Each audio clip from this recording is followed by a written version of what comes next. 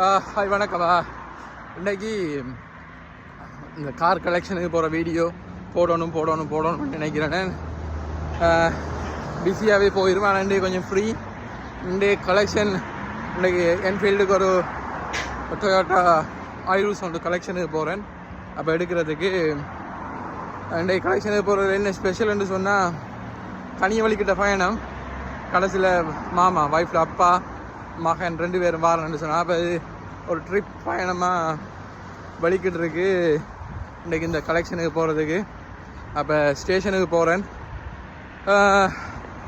ஃபன்னாக இருக்கும் வீடியோ.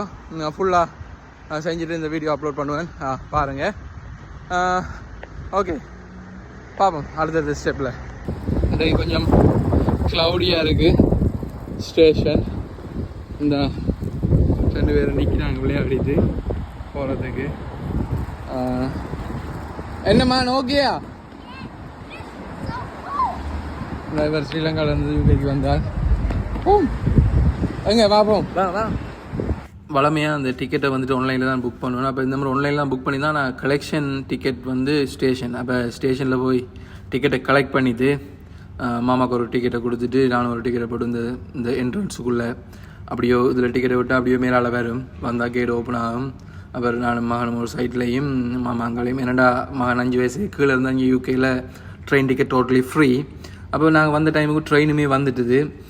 அப்பான்னு வந்து நிற்கிது. என்ன சொல்கிறேன், டைம்ண்டா இங்கே டைமுக்கு வரும், டைமுக்கே போயிடும். அப்போ ட்ரெயின் எடுத்துகிட்டு ட்ரெயினில் நானும் மகனும் ஒரு சீட்டில் இருந்துட்டு வந்தோம். அப்படியே போயிட்டுருக்கக்குள்ளே பக்கத்தில் ஒரு சீட் வந்து அப்புறம் மாமாவுக்கு பக்கத்தில் ஒரு வேக்கன் ஒன்று வந்துச்சு. அப்போ தம்பி போயிட்டு அவரோட இருந்துட்டு ஒரே பாடு.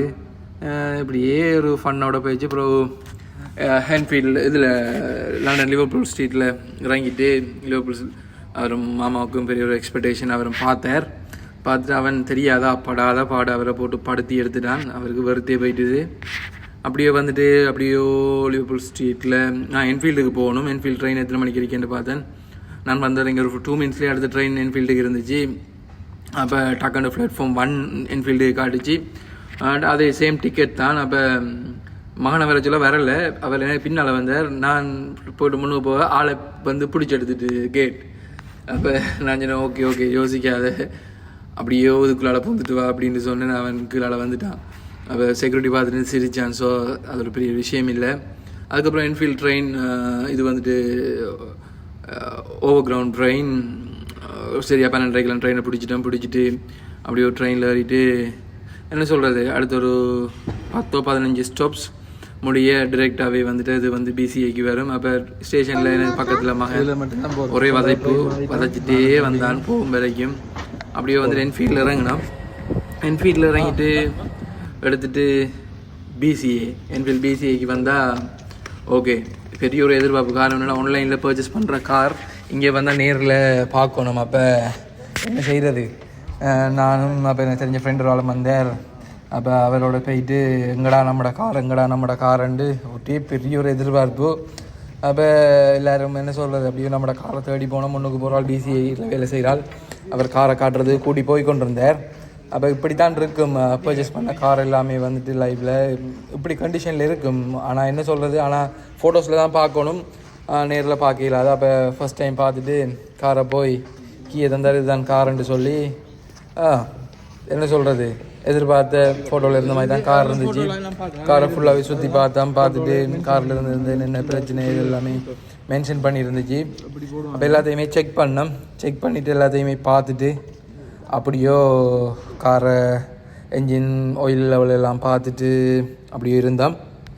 ஏனண்டா என்ஃபீல்டில் இருந்துட்டு நான் இந்த கார் ஓடி வரணும். இங்கே கோல்செஸ்டர் இருக்குது. அப்போ 60 மைல் டிஸ்டன்ஸ். அப்போ கார் எல்லாம் சரியாக இருக்குது. ஏன்னா அப்போ இந்த 60 மைல் டிஸ்டன்ஸில் எனக்கு தெரியும் இந்த காரில் என்ன பிரச்சனை இருக்குது, என்னென்ன பழுது இருக்குண்டு. அப்போ சரி இதெல்லாம் செக் பண்ணி போட்டு கடவுளோட துணையில் காரை ஸ்டார்ட் பண்ணிவிட்டு காரை ட்ரைவ் பண்ணேன். கார் உண்மைக்குமே பர்ஃபெக்ட் கண்டிஷனாக இருந்துச்சு, நல்லா இருந்துச்சு. Fully automatic gear box 2009. அந்த ட்ரேட் பிளேட்டை பின்னுக்கு தொங்க போட்டால் ரோட் டேக்ஸ் தேவையில்லை. அப்படியே போட்டு அப்படியே உள்ளுக்குள்ளே இருந்து கார் எடுத்துகிட்டு அப்படியோ நல்ல உண்மைக்கும் என்ன சொல்கிறது, உண்மைக்கும் ஐரோஸ் ஒரு நல்ல ஒரு ஸ்பேசியஸான கார். அதோட கியரும் நல்ல 1.6 லிட்டர் இன்ஜின் நல்ல ஒரு கம்ஃபர்டபுளாக இருந்துச்சு. என்ன சொல்கிறேன், ஏசியிலேருந்து எல்லாமே பர்ஃபெக்டாக வேலை செஞ்சிச்சு. அப்படியோ இதுக்குள்ளேருந்து அவங்களோட யார்டுக்குள்ளேருந்து கார் எடுத்துகிட்டு அப்படியோ வழியாகி வந்தேன். அப்படியே வழியில் வந்தால் கேட் பாஸ், இந்த கேட் பாஸை கொடுக்கணும். கேட் பாஸை கொடுத்து தான் அவர் எல்லாத்தையும் செக் பண்ணுவார். செக் பண்ணி போட்டு ஓகே எல்லாம் சரியாக இருக்குதுன்னு சொல்லி போட்டு அவர் கேட் ஓப்பன் பண்ணி விட்டார். அப்படியோ காரை விட்டு வெளியில் எடுத்தால் இனி பிசிஏக்கும் இந்த காருக்கு வந்து நான் சம்மந்தம் இல்லை. காரை ஃபுல்லாகவே பார்த்தேன் வழியில் வச்சு. ஓகே கார் வந்துட்டு பர்ஃபெக்டாக இருந்துச்சு. அப்போ நம்மளோட ஒரு அண்ணன் ஒரு ஆள் இங்கே லண்டன் அண்ணன் தெரிஞ்ச ஒரு ஆள் அவர் ஸ்டார்ட் பண்ணுறார் கார் பிஸ்னஸ். அப்போ அவர் மகன் ஸ்டார்ட் பண்ணுறார். இப்போ அவருக்கு எல்லாத்தையும் காட்டி கொடுத்து போட்டு அவரோட ஒரு ஹேண்ட் ஷேக் பண்ணிவிட்டு அப்படியே கார் எடுத்துகிட்டு வீட்டை நோக்கிய பயணம். அதிலிருந்து ஒரு 1.5 மணி நேரம் கார் எடுத்துகிட்டு அப்படியோ வந்தேன். இதுதான் வந்துட்டு பிசிஏல கார் பர்ச்சேஸ் பண்ணுற மாடல்.